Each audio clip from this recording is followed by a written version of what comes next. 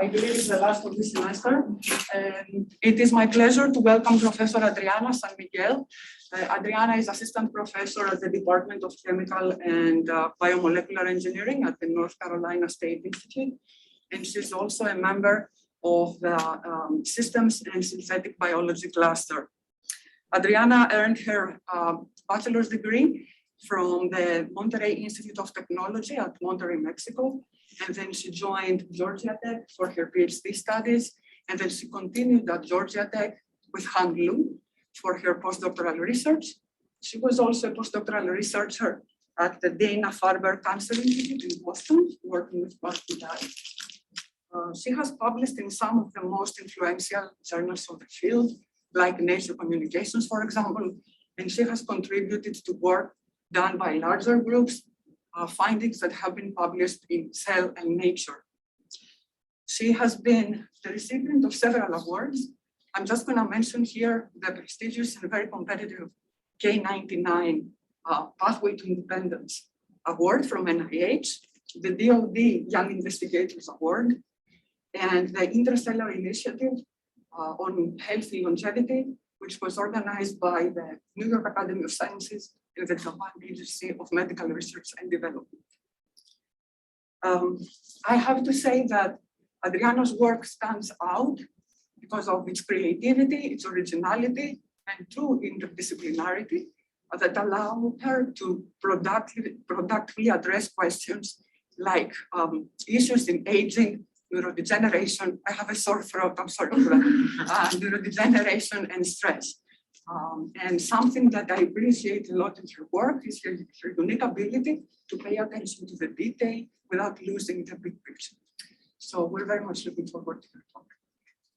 Thank you so much, Eleni, for that very, very kind introduction. I really appreciate it. And thank you for inviting me. It's been a really wonderful visit. I've enjoyed all my meetings, so thank you. And I'll tell you about some of the work we've been doing to integrate microfluidics and computer vision to analyze aging in C. elegans.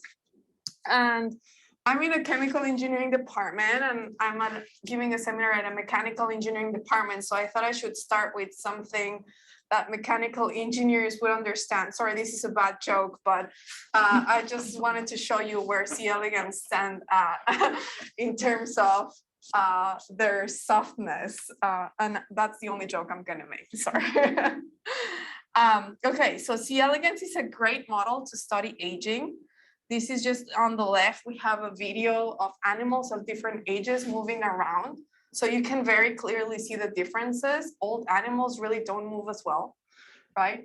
On the right-hand side, we have one of the seminal works in the field. And this is a lifespan curve. Basically, it's how fast the population dies off. And this is a paper from 1993 from Cynthia Kenyon, where she figured out that just mutating a single gene could make worms live twice as long. And so this led us to the finding that aging is a genetically regulated process. So that's why C. elegans has become a very important model to study aging. So why C. elegans? Well, there's a wide number of model organisms and they vary in complexity. You know, you can go from yeast cells or bacteria all the way to non-human primates, right? And these are more complex. Usually the complexity and the throughput you can get from these are anti-correlated, right? You can get very low throughput with highly complex systems and very high throughput with bacteria or yeast. We work somewhere in between. So we say C. elegans is the simplest multicellular organism, although we don't think it's all that simple. So it has several advantages. It's very easy to grow. It's self-fertilizing. And what that means is that a single animal reproduces itself and generates clonal populations. So the genetics are very easy. It's easy to culture. It has a short life cycle, which means we have fast experiments. Its neuronal wiring is mapped. We know where all the neurons are and how they all connect to each other, which is very useful for neurodevelopment. And it's transparent, which allows us to do imaging of fluorescent reporters in a live animal that's not being sectioned or fixed in a chemical. okay? Now, our sort of main argument for what we do, which is analyzing characteristics of the organism in a very detailed way, is that on one end of the spectrum, we have molecular scale information. These would be all the omics that you know about, phenomics, genomics, not phenomics, like proteomics, transcriptomics, etc. There's a lot of tools we can use now on the molecular side, RNA-seq, etc. Right? On the other side of the spectrum, which is analyzing the characteristics of an organism, that's a lot harder to know that I've acquired all the possible things I can measure from this organism, because that's an ill-defined problem, right? But usually you have a lot more information on this side than on the other side. So we're trying to work on that side. We're trying to figure out how we can measure better the characteristics. And we're using C. elegans for that. In terms of C. elegans, what we would call characteristics that we want to measure, they can be simple or complex. So simple readouts look like this. This is a paper from over a decade ago from C. elegans, where we're scoring animals as alive or dead. And you can see this is a very easy to characterize phenotype. Even if this is the first time you see a worm, you can clearly see the differences, right? And this is how you can build, let me bring up my laser pointer. This is how you can build curves, survival curves like this by measuring alive and dead animals. So that's easy. If you were to compare moving or still, that's easy. Large or small, that's also easy.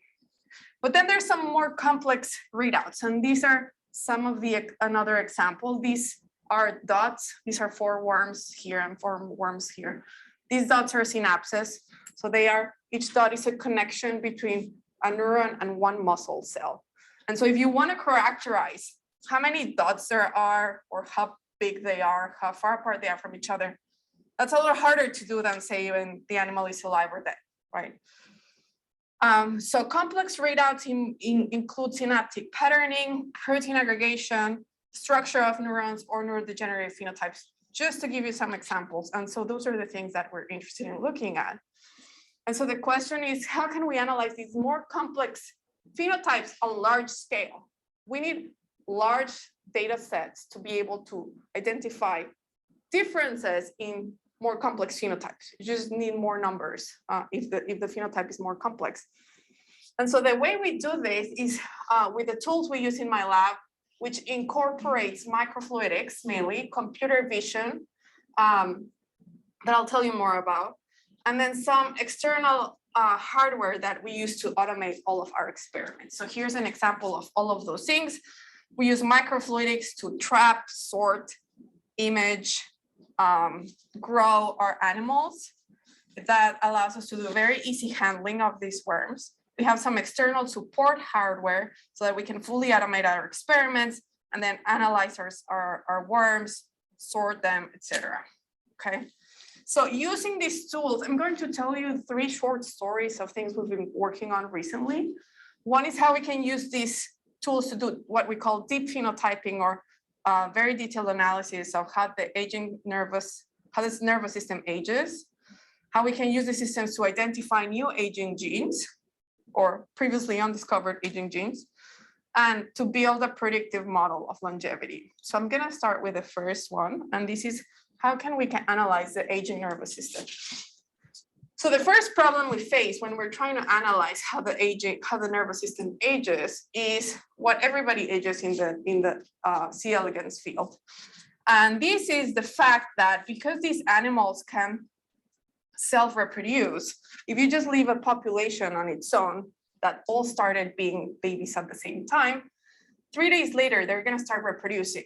And then 2 days after that, you're going to have a mixed population of the parent and the younger population. And so it will look something like this. So the way that people traditionally deal with this is they inhibit reproduction they sterilize the population, basically. It's very well known that reproduction is tightly linked to aging. So we want to avoid sterilizing our populations. And so what we did is we developed this microfluidic device where we can culture animals in a culture chamber. And then this is basically a very large filter. I don't know if you can see that, but all around this chamber, we have a lot of tiny channels where we can filter out all the progeny, so eggs and small larvae. And that way we can keep a population growing, reproducing, while still analyzing it throughout its lifetime. So we can grow our animals here, filter their progeny, and then send them to this other side of the device where we have a parallel array of channels, where we can trap individual animals and image whatever we're interested in. Using this system, what we focused on was analyzing these synapses that I was telling you about earlier. This is an example of 2 images from a row of synapses in this animal. And this is not day 1, I apologize. This is day, I think it's day 10 or 12. This is day 12. And I don't know if you can see this, but I'll tell you what we see here is that synapses become a lot more disorganized. There's a lot more heterogeneity in their sizes and in their spacing. So using this microfluidic device coupled with quantitative image analysis, we're able to quantify different things, such as the intensity of the synaptic sites, their size, their density, etc. And basically what this tells us was something somewhat surprising. What we see if we look at the size of these individual regions is that the size increases. And this was somewhat surprising because we would expect that at old age, their synapses are going to be reduced in size because they're not as strong, right? But really, we now think this makes sense from the perspective that what we're specifically labeling here with a fluorescent reporter is a protein called RAF3. And this protein is associated with synaptic vesicles. So if you see a larger spot, that means you have more neurotransmitter stuck at this neuron.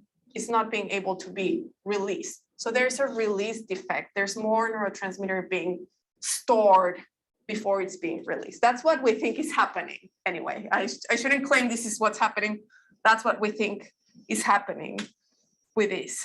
So continuing on the analyzing the aging of the nervous system, then something we pivoted to was analyzing this very complex structure of this neuron called PVD, which is very well known to C. elegans, the C. elegans community, because I personally think that it's a very beautiful neuron.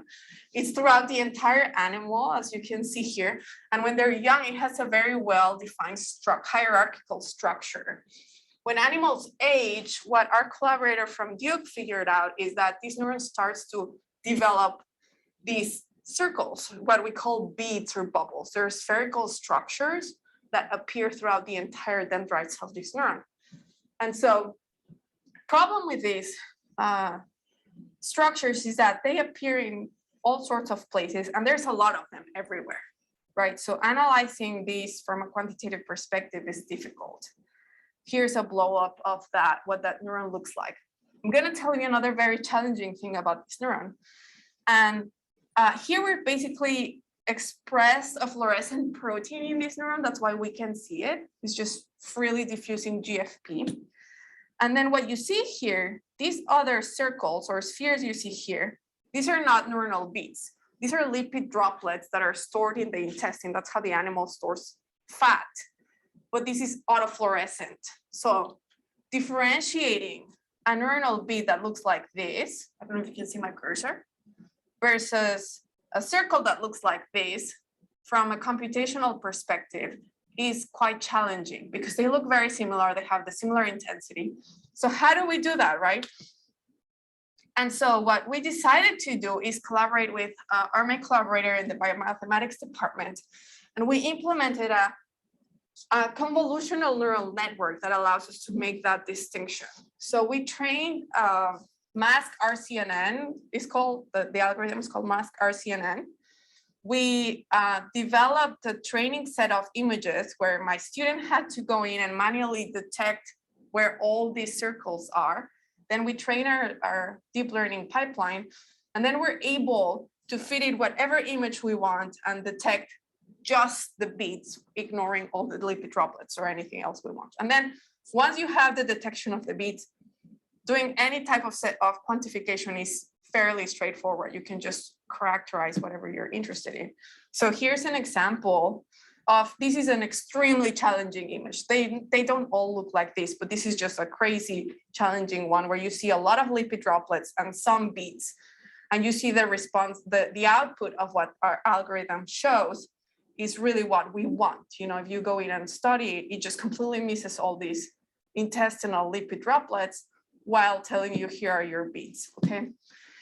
So we analyzed whether the algorithm performs just as well in animals with a few beads or with a lot of beads, and we didn't find the significant differences there. So we think the algorithm performance is not biased to having more or less beads. As I said before, it ignores lipid droplets, and basically it works fairly well for this particular problem. And so now that we have this is a quite busy slide, so I'm going to walk you through it. Once we have this pipeline, then we implemented it to study aging in the worm. So we studied two different sections of the PVD neuron, and we started quantifying their droplets, or their beads, sorry. And what we saw was that the number of beads increases, but it saturates at some point. So it increases as they get old, but then at some point they just don't get any more beads. We also studied the size, and we saw that the size does not change very much overall. It's just generating more beads. And something that's quite, you know, intuitive or makes sense is that the space between the beads, so we quantify the interbead distance, is reduced, which makes sense because you have more beads, so there's a limited amount of space. You would expect them to be closer to each other, right? So that's what we found, non-surprising. This is just comparing anterior versus posterior regions, so this section versus this section. And long story short, we know that the anterior region is more susceptible to beadings, which we still need to figure out why. Okay, something else we did, and well, I won't go there, but basically this neuron, I should have mentioned this earlier. This neuron is a mechanosensory neuron, so it senses touch, harsh touch. And so it's also been claimed that this neuron can sense cold temperatures. And so we were wondering, are these beads showing up because the neuron has just been used so much throughout its life? And so we said, well, maybe we can put them in cold shock to sort of hyperstimulate this cold sensing neuron and see what happens. So this was just a sort of an exploratory experiment. And what we found is that putting animals in cold shock, which means putting them in the fridge for a few hours, also induces a lot of beading. And I'll show that to you here. We exposed animals for different amount of time to cold shock. And we saw that as you increase the time, you get more beads. As you increase the time, the size of the beads does not change, but very surprisingly, as you put these worms in cold shock, the spacing between the beads goes up, which is the opposite of what we saw with aging, right? And so we were very, very puzzled by that finding, because how is it possible that you get more beads, but they're farther apart from each other? So I'm gonna come back to this question in a little bit. We did a lot of other experiments where we try to analyze what happens if you bring the worms back to their original temperature after cold shock. And what we found is that this beading is reversible. So if you bring them back to their original temperature, the beading goes away. So what are these beads? Might be a question that I always get. We don't know. We know they're associated with autophagy, at least for aging. We don't know if that's also the case for cold shock. So that's something we're trying to study right now. But what we saw is that the higher the temperature, the better they recover. Okay, so now we are comparing cold shock versus aging beading. There's a difference in reversibility. You cannot reverse aging. I wish we could do that, but you cannot reverse the beads that are induced by aging. The cold shock magnitude is important. So I don't think I showed this slide, but if you grow their animals at a high temperature, 25 degrees C, and then you put them in cold shock, they will show more beads than if the animals were grown at 15 Celsius, for example. So the magnitude of that cold shock is important. Any treatment does not change it. Yes. Excuse me, are these, just to be sure, these beads just basically GFP condensates? Yeah, they're just like circles of GFP. We don't know if they're condensates per se, but they're locations where GFP is localized, yes. Are you sure it's not related to just protein aggregation because of overexpression, especially because you said it's related to autophagy?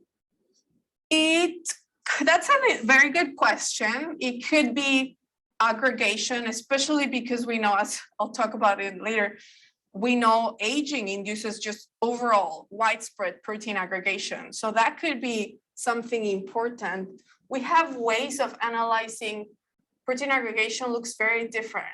So you can see diffuse protein and then sort of clumps of protein separately. So I don't think that's it. I cannot claim that's it, but I think that's something interesting to look at for sure.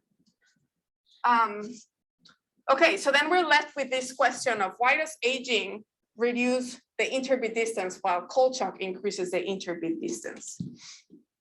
And we're trying to answer that question. And before I get there, sorry, the order is a little different. Before I get there, I'm going to tell you what else we can do with these beading profiles. These beading profiles, then we thought, well, maybe we can use them as a fingerprint of the animal. So from the beading segmented image, what we're doing is we're quantifying 46 different features that tell us what the bead patterns look like. So like the number, size, their interbit distance, intensity, how homogeneous are they in size, intensity, all of these things, right? And so then we compared groups doing what you would expect, which is PCA. We just compared all these variables and try to reduce the dimension. And our groups are sort of separate, the young versus aged, but not great, right? There's a lot of overlap. These phenotypes are very noisy, they're very heterogeneous. So if you compare two specific features, that's not enough to separate your groups. Two principal components is better, but still not good enough. And so we thought, well, what if we train a few different machine learning algorithms to use this fingerprint of all features to see if we can classify an animal as being young, old, cold shocked, or non-cold shocked. And we did that. We tried a few different algorithms and they all worked really well. What we do know is that you need multiple features to be able to differentiate groups. And what's very interesting to us here, which goes well with what I just told about interbit distance, is that you can differentiate cold shocked versus aged animals really, really well, even though they're both have beads. So this tells us that what we think is neurodegeneration is very different from both. We can also very accurately distinguish young versus aged individuals, even though there's so much variability in a population. I mean, you can see the spread here, right? Just for the average number of beads, there's a lot of overlap. So we think we can use these profiles also as a fingerprint. Now, this lingering question of what is different about this, we have a hypothesis that I'm going to share with you. We don't know for sure, but basically what we think is happening by analyzing all of these features is that aging induces the generation of beads, as you see here, but it also induces a lot of structural changes in the dendrites. The dendrites go really chaotic and they start to grow all over the place. While cold shock doesn't really do that, it just keeps the hierarchical structure pretty intact. And so what we think is happening is that the beads are preferentially forming in the farthest dendrites, which are called the quaternary branches of this neuron. And if that's the case, if you're forming the beads farther away, you would expect potentially that your interbit distance could go up. It depends where they're being formed, right? While aging is just forming them closer to the major branch. We don't know that for sure. So what we want to do next is measure beads and also put that in the context of where the neuronal dendrites are. So we're trying to work on a tracing algorithm using also convolutional neural networks to get a quantitative analysis of where in the nervous system these beads are being formed. So that's work in progress. And so that's the first sort of story I wanted to tell you about. The second story is how we can use these microfluidics and high content analysis to identify aging, genes that are involved in aging, and how we can do that with specifically forward genetic screens. This is my student Danny, who's working on he's been working on this. And so before I get there, I'm going to tell you how forward genetic screen works, just in case you don't know. So in a genetic screen, we're trying to identify which genes are important for a specific function, okay? In a forward genetic screen, what we do is we take a large population of animals and then we put them in a chemical that's going to induce random mutations everywhere. Okay, so you end up in a population that's randomly mutagenized. You don't know which mutations each one has. And then you do a screen, which means you isolate animals that look interesting to you. Okay, so for example, if you're trying to find genes that are important for establishing the length of the animal, you would do this, and then you would isolate animals that are either very small, very short, or very long, right? And once you do that, you take single individuals, because they can clone themselves, you establish populations of those animals, and then you can send them for whole genome sequencing to figure out what the mutation was, okay? So the premise here is that when you isolate an animal, it can reproduce, right? And so we're trying to do this for aging genes. The problem with this is that worms reproduce in days 2 to 5, but they live up to 3 weeks. So if you're trying to find animals that live a longer amount of time or shorter amount of time, by the time you isolate them, they can no longer reproduce, okay? So how do we get around this problem? So what we're doing here is we thought, well, maybe we can use as a biomarker for aging, as a screening tool, something that shows up early in life. And what we came up with is using protein aggregation. So there's been reports, and it's sort of well established now, that aging induces aggregation of proteins in the cell. And one of those proteins in C. elegans is called PAB1. And so this is a report from the Della David lab. And they generated a strain where they labeling with an RFP protein, the PAB1. And what you see is that as the animal ages, you start to see a lot of this protein aggregation. So we thought, well, let's use this as a proxy for aging. So the first thing we thought of doing was, let's develop a pipeline to see if we can quantitatively determine the aggregation levels of these animals, because then we can use that pipeline to screen, right, as a way to measure the aggregation, right? So we first started with very traditional image processing. We used a bunch of different filters and try to segment our images. We did a sort of an iterative process of growing regions and removing regions, combining, and then post-processing to remove regions where we get sort of lines of protein, because that's where we have a membrane between the muscle. This is the head, by the way, this is the head of the animal where there's some muscles. And so in this, there you have sections where you see lines of protein that we want to get rid of. So we developed an algorithm that works okay. We measure the aggregation as the animals age, and we saw it increases. We also measured a mutant called HSF1, that's a heat shock factor protein. And we saw that knocking out this heat shock factor increases protein aggregation, which is what we would expect. So this tells us, okay, yes, we can measure this at least to the level where we can differentiate old versus young animals. I mean, when we then analyze how well this algorithm was, we realized that we had really 2 different types of images. Things that look like this is what I was telling you about, that look very diffuse with some punctate structures that tell me these are protein aggregates, and some that look like this, where there's really no more diffuse protein left. It's all sort of clumped up in aggregates. So analyzing these 2 different types of images with the same pipeline doesn't work that great all the time, okay? And so then what we decided to do is do what we call a Tailor and combine, or what you could call, what's the word, divide and conquer. So what we did here is we trained 2 different machine learning algorithms trying to target these different problems. So we used an SVM, which is a support vector machine, is a traditional machine learning algorithm, and a decision tree as well. And both of those worked well for different types of objects. For small and dim objects, we use the SVM. And for large and dim objects, we use a decision tree. Bright objects are easy, so either of those algorithms will detect them. And so then we said, well, if it's in either of our algorithms, we're going to take that as a protein aggregate. And then once we have this machine learning pipeline, we can use new images to characterize aggregation in, as animals age or in different mutants. So now we're using this pipeline, and then we actually went in and ran a genetic screen. Now, the problem here is that protein aggregation starts earlier than death, but it doesn't start very, very early. So we need to analyze animals at the latest possible stages that we can still make them reproduce.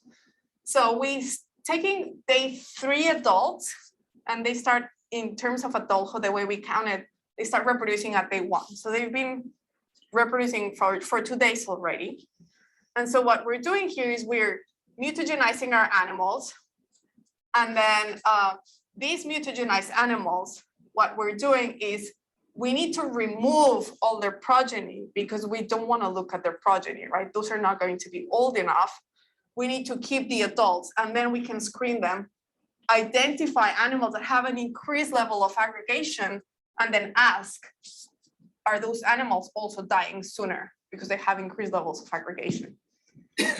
So the way we're doing that is we're going back to our microfluidic filtration device that I told you about at the beginning. We send our population that has been mutagenized here. We filter out all the babies, basically keep the adults. And then how do we screen this population?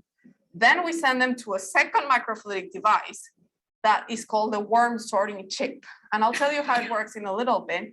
But basically, this microfluidic device allows us to separate animals with high and low levels of protein aggregation.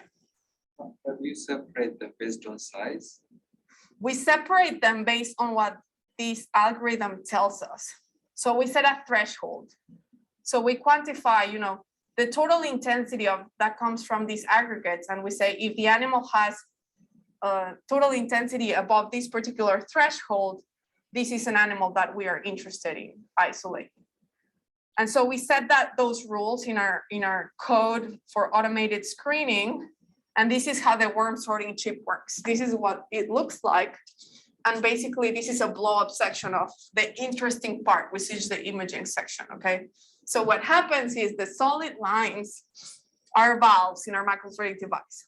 So the system basically has this valve open, and it's waiting for an animal to load. And then an animal will come in. The system detects there's an animal there, and it closes this valve. Then we take an image. Well, the system does, it's all automated. It takes an image of the head with the protein aggregates, analyzes it, and determines is it above or below the threshold that we established for screening. And depending on that, we send it either to the trash outlet or to the isolation outlet. And so we can open the valves. And so this is connected to all this external hardware I was telling you about. That's how we control our systems. So we ran such a screen. And I mean, this is a lot of data, but basically here what I'm trying to show is I actually identified a good number of mutants that we then reanalyzed like 3 times to make sure that those that we found actually had higher levels of aggregation, okay? And so we screened around 2,000 animals. From those, we recovered 6 aggregation mutants, so these 6 different lines that have increased levels of aggregation.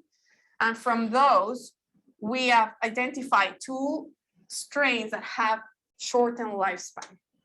And so the conclusion here is that proteostasis, so having protein aggregation is not always associated with aging, which is a little bit surprising because there have been recent reports that if you induce artificially protein aggregation, your animals are going to live less. And so we see that's not always the case. So our next steps here are to go and do some genome sequencing to figure out what these mutations are.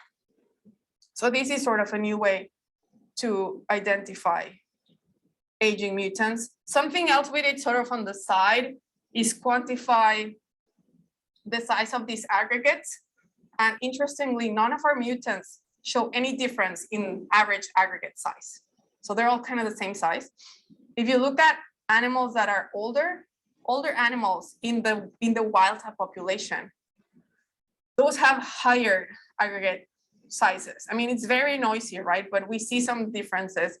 So we think And then these mutant has some changes, right? So we think this tells us maybe something about the dynamics of aggregate formation, right? You need to let time pass for these aggregates to keep growing, basically. That's what we think is happening.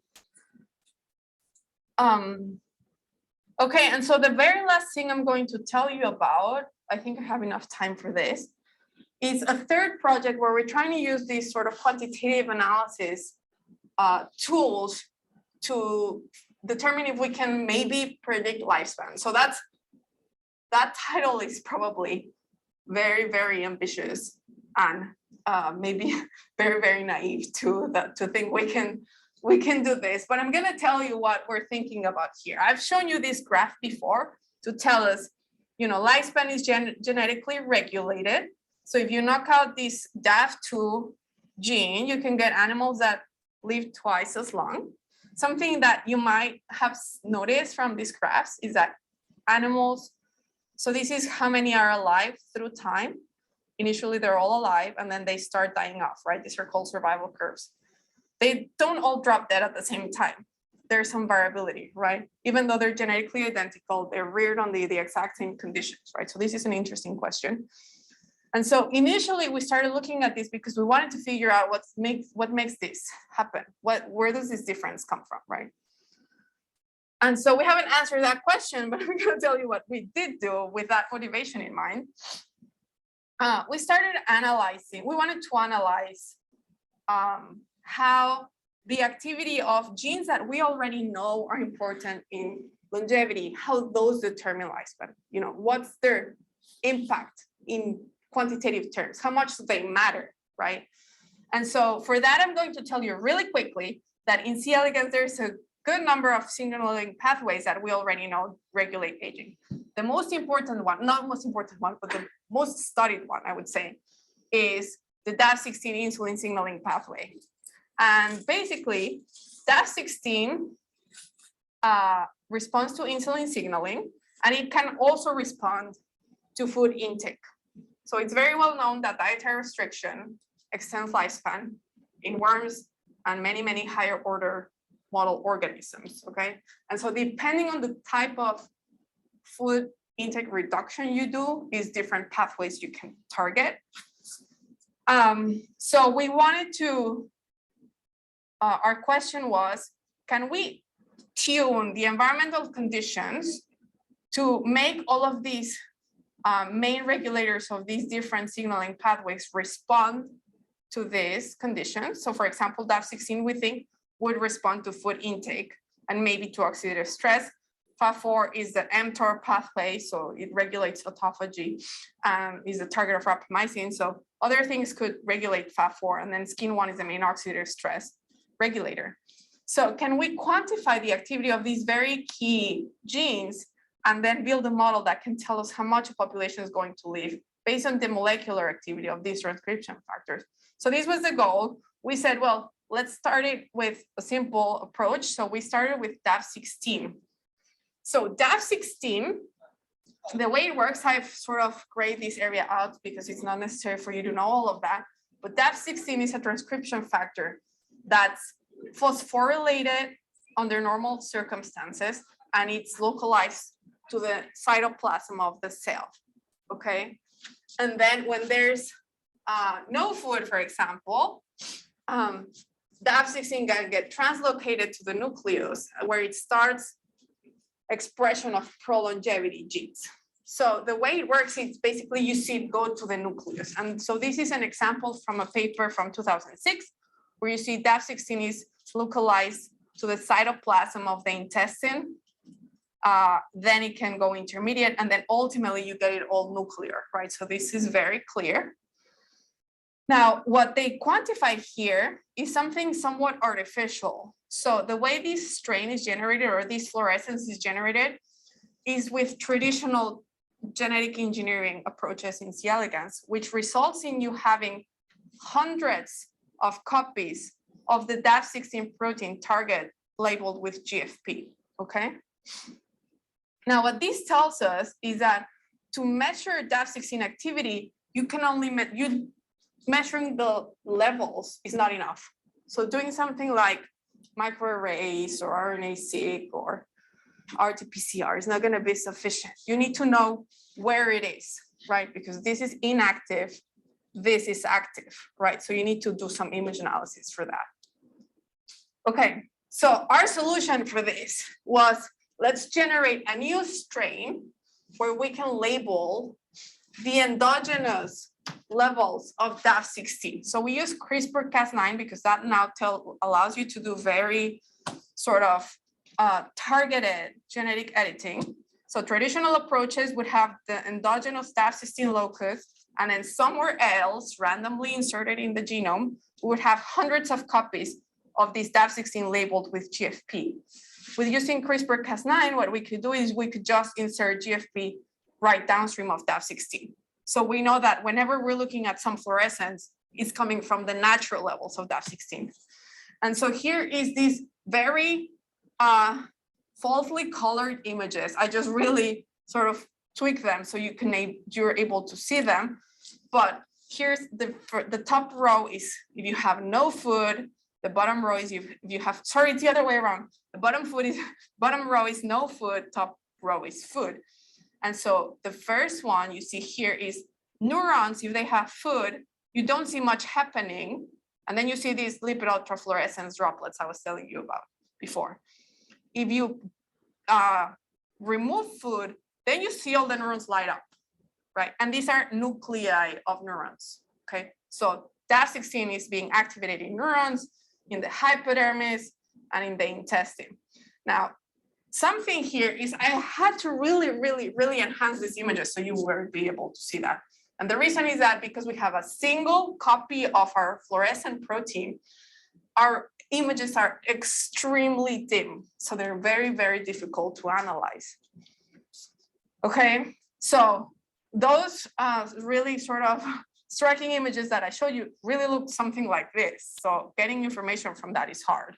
So what we did is we took C-stacks of our animals, throughout the entire animal, we imaged the entire worm. We took images from both the green channel to get the DAF16 and then the red channel. And the reason for that is because we want to remove any autofluorescence. So autofluorescence will show up in both channels, okay? We did image processing again here to quantify the DAF16 in nuclei of different cells. Okay, I'm gonna try to speed up. So I'm gonna just tell you the main things. So now that we have this way of looking at the endogenous levels of DAF16 and quantifying them, then we did some experiments to vary the amount of food we give them. So we have 9 different dietary restriction regimes that we studied, and we quantified, so these are the regimes throughout their life, how much we're depriving them of food for how long. And we quantified the intensity of DAF16 in all of these different conditions. And what we saw is something that we would have expected based on prior findings, which is that intermediate levels of dietary restriction provide you the highest DAF16 responses, okay? So for example, here we have 24 hours of food limitation is better than no food limitation. So DAF16 is active, but it's not as good as 12 hours, for example, okay? All right, so now we have this molecular scale information of the activity of DAF16, and then we also measure the lifespan of these populations that we have put on under all of these different regimes. And can you repeat what you said between the 24 hours and 12 hours? The 24 hours and the 12 hours, let me know if this is what you're referring to. Basically, what we found is that 24 hours provide a benefit when compared to having food all the time, but it's not as, the effect is not as high as if you have a shorter period of food restriction. 12 hours provides a higher level of DAF16 activation than 24 hours, which is something that's been found before, like it's not a monotonic function. It doesn't always increase with food restriction. Okay, so then we also measure lifespan for all of these populations. And so here I'm just showing you the average lifespan. We see a similar pattern. And so the next thing we thought is, well, let's figure out how much of the variability DAF16 is explaining. And we just did a linear regression. And what we found is that the DAF16 activity. So we're quantifying DAF16 from all nuclei in the animal throughout days 1 to 10. We add it all up, and then we measure lifespan for those same conditions. And what we see is that these can predict 78% of the lifespan variability, which is, I was kind of skeptical about it because it's high to predict that high variability from a single gene, right? Now, definitely here we're just looking at dietary restriction. So I don't know if, for example, if we do oxidative stress or some other type of perturbation, whether that dot's going to be over here or is going to be in here, right? So that's something we still need to figure out.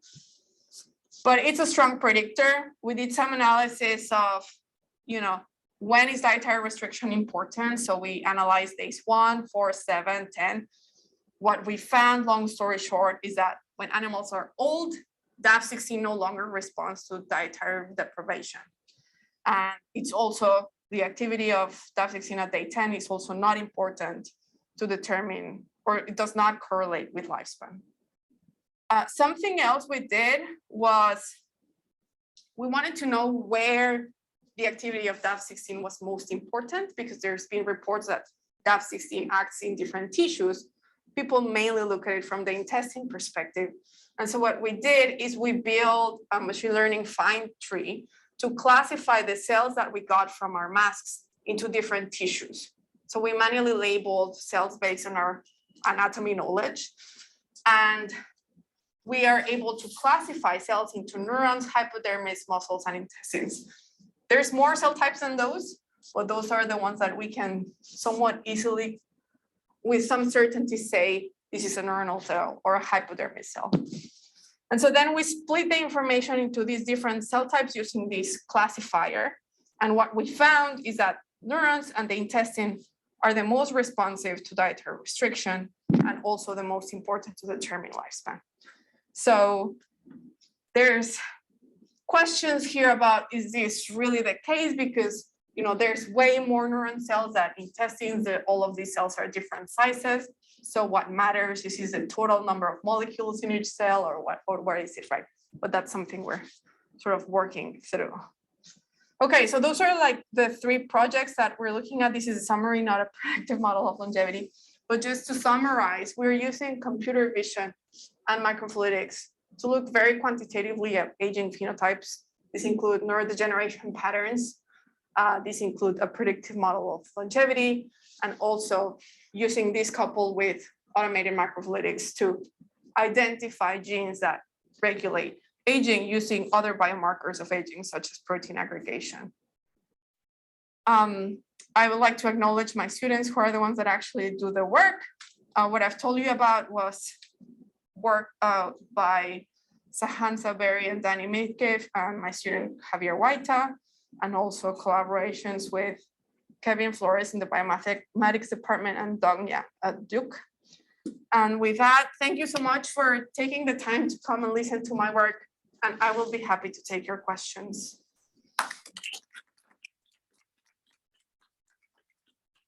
I had a question. Yes. Thank you for the talk. I liked how detailed your quantitative section was. Thank you. I actually want to understand the bigger motivation in choosing C. elegans. Like, have you tried to extrapolate your findings to apply that to humans or aging in other species? I mean, the humans would be most relevant, right? Right.